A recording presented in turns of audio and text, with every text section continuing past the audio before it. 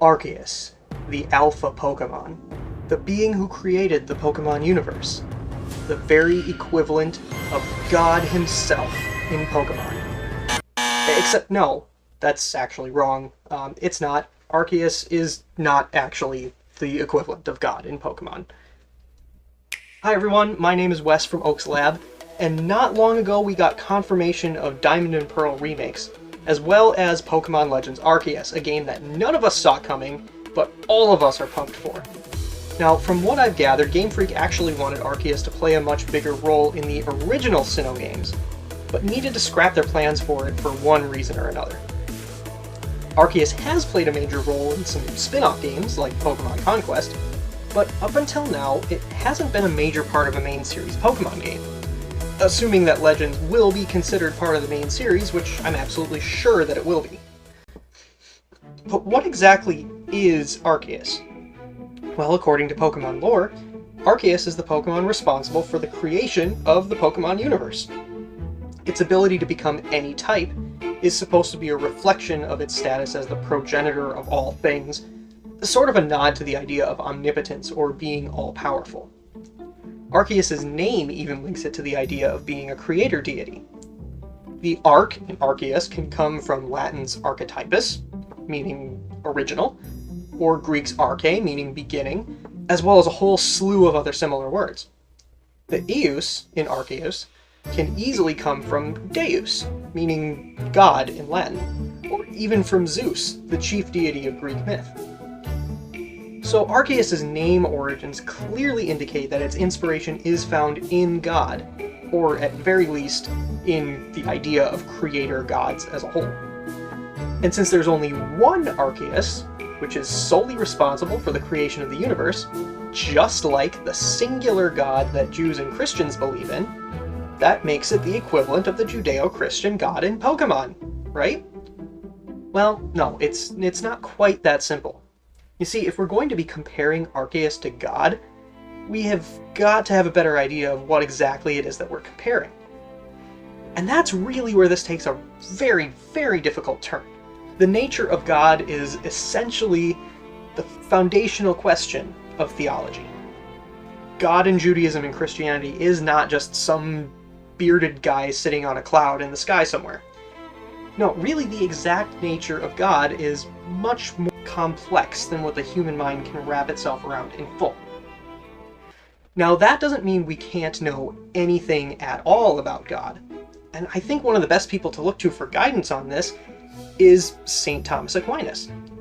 For those of you who aren't super familiar with him, Thomas Aquinas was a Dominican monk who lived in Italy during the 13th century. He was a tremendously influential philosopher and theologian, both during and after his lifetime, and wrote countless volumes of philosophy and theology. He's best known for the Summa Theologica, an extremely dense and thorough work of theology that he wrote as a beginner's guide to Christianity. Now for this video, we're going to focus on one of the very first things Aquinas writes in the Summa, one of his 5 ways of knowing that God exists. We're specifically interested in Aquinas' second way of knowing God exists, which is by the nature of the efficient cause. Another word for this idea is contingency, the idea that a thing's existence is dependent upon things outside of itself. So it basically goes like this. Aquinas says that in the observable world, there is no case of something being the efficient cause of itself.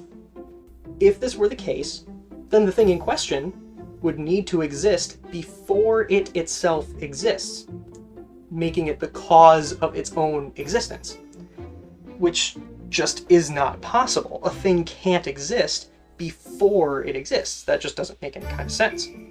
Take, for example, a pencil.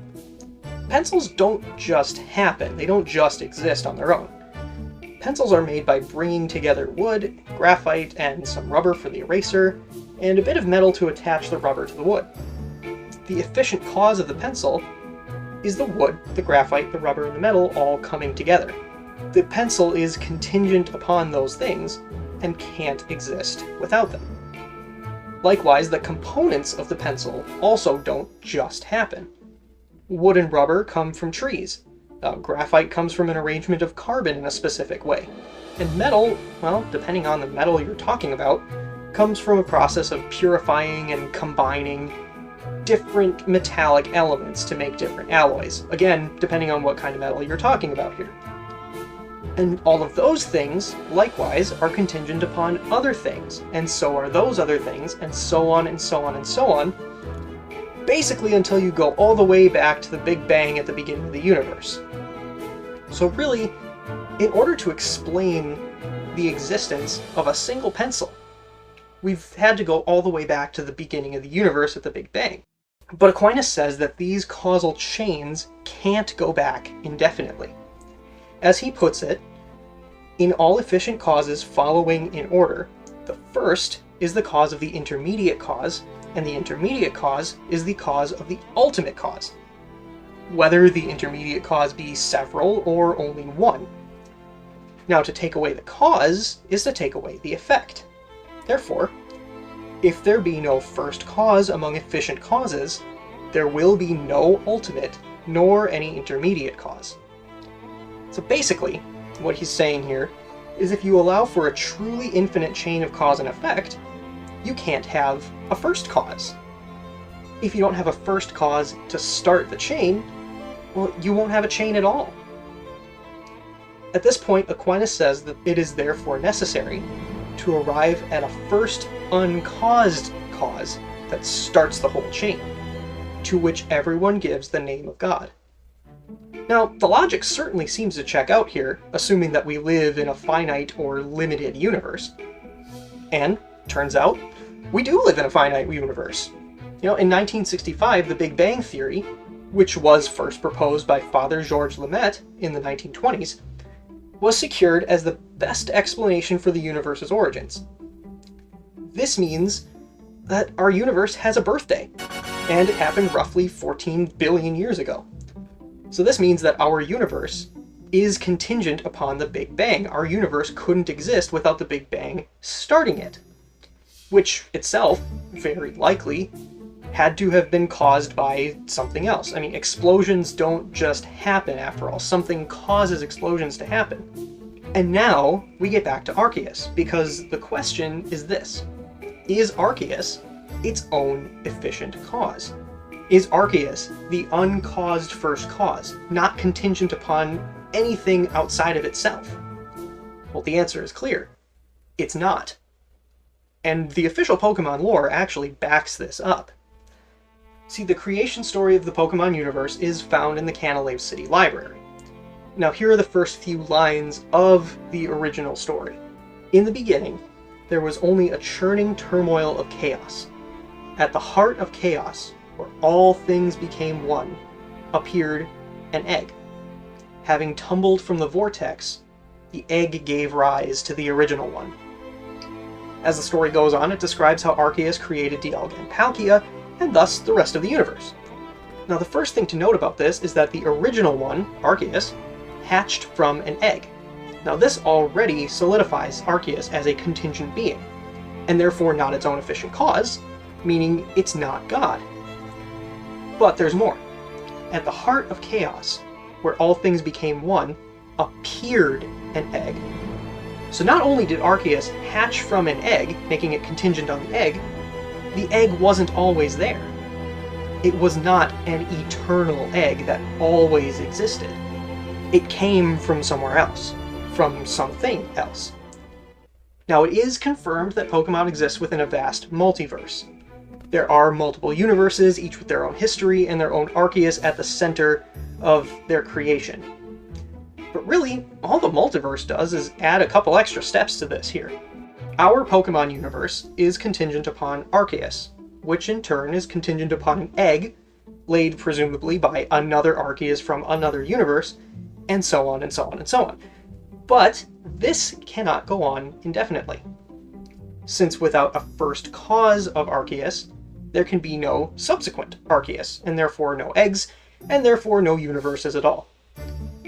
So at some point, there has to be something which created the first Arceus, something more powerful than Arceus, outside of Arceus, to which everyone gives the name of God. Arceus, by definition, cannot be God, as God must be uncaused. So then what exactly is Arceus in relation to God if they're not one and the same? I would suppose that the best comparison would be between God and angels, specifically the angels known as the powers or the authorities. You see, within Christian tradition, there are 9 choirs or ranks of angels, each having specific duties. Now the powers are normally ranked 6th in this hierarchy, and their primary job is to keep order within the universe, which is what Arceus and Palkia and Dialga all do. Now it's a little different here, since Arceus is responsible for subsequently creating Dialga and Palkia, and Giratina, but it's still a decent analogy to draw here. I mean, I think it's a pretty decent analogy. I don't know, you'll have to let me know what you think. Now there's a similar relationship here between creator and divine creation found in J.R.R. Tolkien's Silmarillion, which I think is another good parallel to draw here. This is found in the creation story of Middle-earth, which is called the Ainulindale, or the Music of the Ainur. The creator deity, Eru Iluvatar, creates an angelic race called the Ainur, who then create the rest of Middle-earth. There's ultimately one uncaused creator, Iluvatar, who creates the other beings, who then create the universe. Somewhat similarly in Christianity, which Tolkien draws a lot of inspiration from because he was Catholic, God creates the angels, who were then given the task of maintaining creation, and I think this is where Arceus really fits into the Pokemon universe. It's not God, by definition, but an angelic co-creator with God. So the next time you see some 10-year-old running around with an Arceus in his pocket, don't worry, he didn't capture God. Just an immensely powerful angelic being who assisted God in the creation of the universe, or several universes, which is still immensely powerful. But Arceus is not God. Thank you so much for watching this video. I had a blast doing the research for this, and I hope you at least found this to be an interesting take on Arceus. So let me know what you think, and please subscribe to the channel. I've got a lot more planned for this channel, and I really think you'll like some of the other things that I have planned coming up in the future. But until then, my name is Wes from Oaks Lab, and I'll see you guys in the next one.